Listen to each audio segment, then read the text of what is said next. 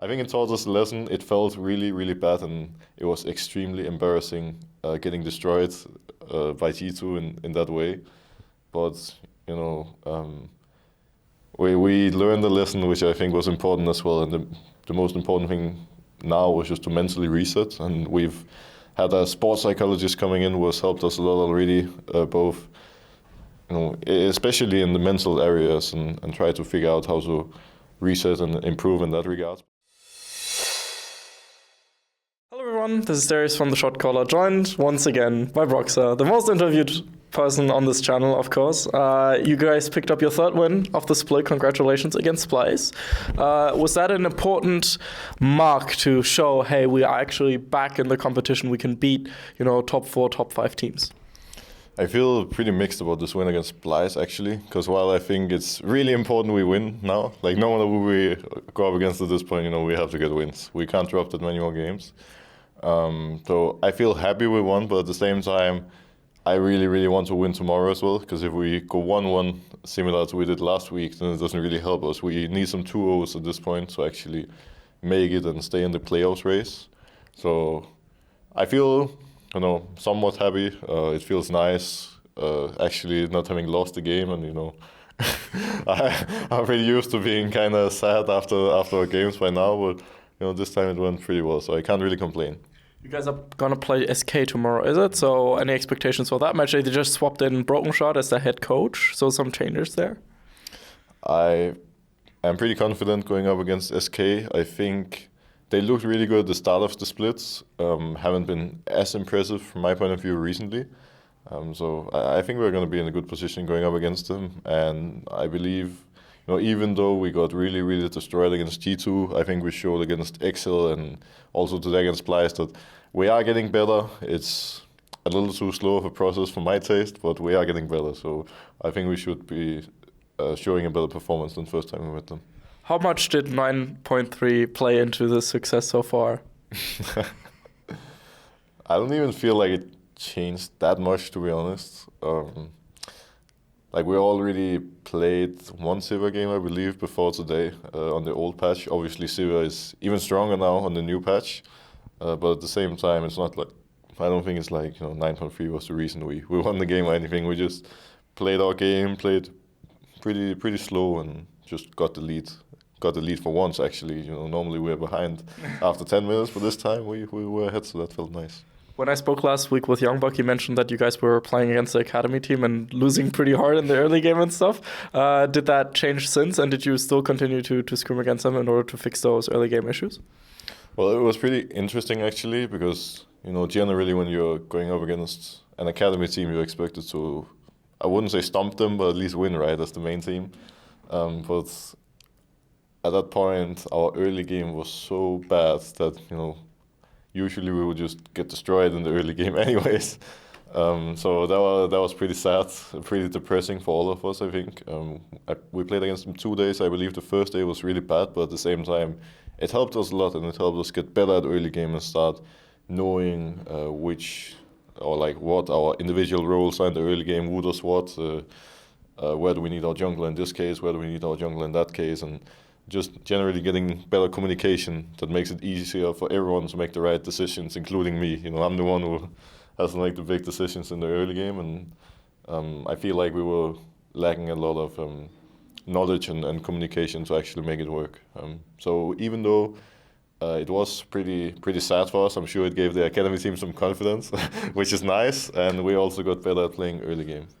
Now, speaking of confidence, last week after the Excel win, everything seemed a lot better for sure. And then, the G2 game happened. Fastest game loss for you guys in the history of the European competition. Especially against G2, that kind of stings double, I would imagine, with caps and everything, but also in general, of course, high competition. What was the situation like after that game, and how did you how did the team reset after that game in particular? Well, I think from my point of view, at least, the games against G2 and Misfits were really unfair in a way, purely because of drafts. I think those drafts were brutally horrible, and it was really, really hard to play the game off the draft. I think, as a jungler, I think we could have reacted better to how they invaded. I believe we played against Olaf Jason in both games, and they just invaded and pretty much took me out of the game from level 1. Against G2, I still managed to get some plays off because I was on Lee. Against the Misfits, I was on Sack, so I actually couldn't play the game at all. But, I think the draft was really, really hard to play, and I think more than anything, we've learned a lot from those 2 losses, that we can't draft as much late game as we've been doing. We have to play a bit more early game. We can't be the good old 2018 Spring Fnatic where we lock in Sejuani, Braum, Sivir, whichever mid laner. We even played Cassidy and Zac in one game. This type of stuff doesn't work anymore. This is not the way to go. And I think it taught us a lesson. It felt really, really bad, and it was extremely embarrassing getting destroyed by G2 in that way. But,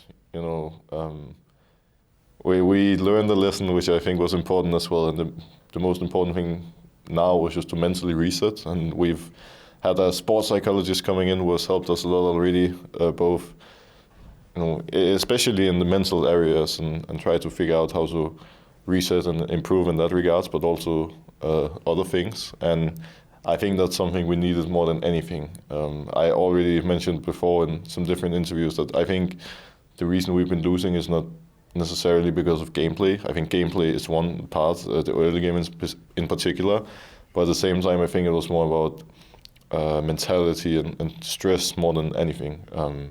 So having a sports psychologist come in now to help with that and tanking some of these losses to realize that we are definitely not as good as we think we are. I mean, it feels kind of bad to say it, but we've been one of the worst teams at the very least. I still believe we can beat some of the big boys out there, but we've been looking pretty bad. And I think this week we all managed to get a mental reset, and that was really important for us. Let's hope that continues for you guys, of course. Now, that said about the wait, is it Ursula, by the way, that the sports psychologist that came in, or is that like someone else? Okay, that's interesting because okay, that's a personal experience. And you used to work with Fnatic beforehand, so yeah. But when you said that drafts were pretty horrible and that kind of stuff, there are different notions and different understandings within the community of how a draft actually works, and most people think, okay, it's just the coach that just says, okay, we draft this. How did it actually go, and how much were the players involved, and how much were the coaches involved in those decision makings that ended up being questionable? Well, it's pretty different, I would say. The coach has a lot to say, and oftentimes, not always, but often has the last say. Usually each of us know a bunch of champions, like a handful of champions that we are likely going to play on the day. And then, obviously, I know which ones there's the highest chance of me playing. And then once the situations happen on stage, we prepare for some different situations. And once a specific one happens, the player and coach and the team as a whole has to agree on which champs to go for.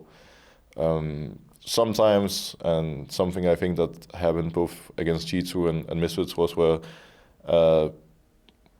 players were not comfortable with picking a champion that was best for the team, but put the player in a poor situation. And I think that's something we've been having to work on. Actually, rather than everyone wanting to be the carry and be the one, getting the good matchup, some of us have to take a step back and actually be the supportive players on the team, right? And I know it sounds a bit silly, actually wanting to, considering we locked in Cassidy, Zac, we played Sivir, all this kind of stuff, but, sometimes it can be better matchup-wise to get these champions, but sometimes if you have 3 lanes that are losing and a losing jungler, then it just doesn't work out. So you have to balance it a bit better, and that's something we've learned from, and that we're trying to get better at now. I still don't think our draft is ideal, but at the very least it's better, and we've learned a lot from those rough losses and rough drafts. Losing is learning. Every Shotcaller fan knows that one. Finally, one last question. Of course, a lot of you guys are veterans. You've been through international tournaments and the pressure of all of that. But Nemesis in particular is now in I must imagine, in a more difficult spot than other players, given that he doesn't have that kind of experience yet. How does he handle the situation, and are you still confident in his abilities and that kind of stuff? I actually think he has handled it pretty well, and I also think something that has helped him a lot is the fact that he has actually performed pretty well. Generally, thinking about his performances, he hasn't been a problem or anything. He has been doing his job every game pretty much, and more than anything, I don't think it has been any individuals messing up or anything. It has been the team as a whole, and our team play has been poor. So knowing that, I think, has helped everyone come to the realization that we can make this work. None of us are bad players. We just need to start learning to play well as a team. And at times, it has been pretty tough for everyone. Myself in particular, I've had many moments where it was really, really draining and depressing and exhausting, like even going through the days and just working so hard and grinding the game and just thinking about the game for like a week straight, and then we go on stage and we just get destroyed, and we beat a world record for getting destroyed in the fastest time, right? Like that was pretty tough. But yeah, I think Nemesis, he's a pretty good example in that regard. Like he has a really good emotional state, and he doesn't get affected as much. So I don't think it necessarily has been more tough for him than the rest of us. Of course, I can imagine when you're in that position, you always have a voice in the back of your mind, like, should I have left my team to join Fnatic when SK, his whole team, is actually doing pretty well, or should I, or did I make the right decision? Can we make this work? I don't know if that's what he thinks. That's probably what I would think if I was in his shoes. So I think, generally more than anything, I think all of us just really need some momentum now. We need some wins, and then we can all start being really optimistic again and just be motivated and, believe that this can work. Because right now, I feel like we believe it can work, but at the same time, we still haven't gotten the actual proof yet. We still need the proof that we can be that good team, which can then calm everyone down. Exactly, that's the mindset you need. Anything you would like to say to the fans, and a hashtag, of course. Well, I just want to thank the fans for still sticking with us, still supporting us, still being really nice on social media. Often after losses, I would be really, really afraid of going on social media, really scared of what I would find there. But for the most part, fans have been really, really nice to us, even in this tough time. So I want to thank the fans out there for that, for still believing in us, still supporting us, and hopefully we managed to actually turn this around and get to playoffs and prove what us Fnatic people are made of. And a hashtag. All right, hashtag pop. Hashtag pop. Thank you so much, Broxah, for your time. Make sure to follow him on Twitter and Twitch. Of course, you've been streaming a bit more. Reckless has been streaming a ton. Always very interesting to hear you guys. He still has a lot to learn, though. I mean, no personal. I haven't seen any pop hype in his channel yet. I haven't seen any smog emotes, so he's still a little behind, but that's fine. He just started. Eventually he'll learn the ways. He will put on pop and start the party. Can't wait for that rave party. I'll be there. Make sure to be there as well. This was Darius on the Shotcaller. Hope you have a good day. See you guys then. Bye bye. We'd especially like to thank Krzysztof Bujnowicz, Etienne, Thomas Göttel, Dominik Bolze, Lazy Raven, Adam Nowoswiat, Erich Althaus, and La Maviota for your very special support. And of course, also, we'd like to thank all the people whose names you see scrolling past you right now. And of course, also all the people that like, comment, subscribe, and support our work. Without you, our work wouldn't be possible. Thank you very much.